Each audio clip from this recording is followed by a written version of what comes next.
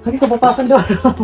Oy, luto naman. Ayan, so luto na po yung ating balanghoy today and ito na po yung ating pang-almusal here. So meron kami dito guys, napakainit na kamuting kahoy at saka yung banaw guys. The best na pang sausaw nito and pwede ring asukal.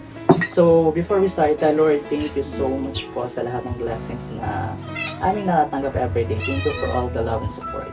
Amen. Thank you. So, pamahaw na kita.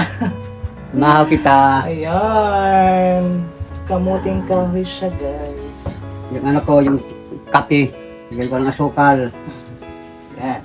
Medyo matabang. Sapsam natin dito sa bana. Masarap yung kamuting kahoy, guys, kasi matignos.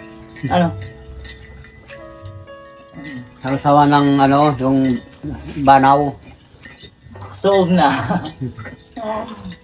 By the way, guys, wala ngayon dito si Mother kasi nandun siya sa Santa Fe Leyte, sa lugar nila. Bumisita siya sa nanay niya doon. Nanay niya.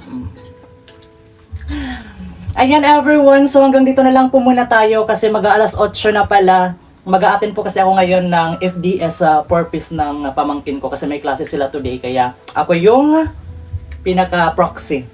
Okay, so hanggang dito na lang po muna tayo. Thank you so much everyone for watching. See you again on our next video. Bye-bye!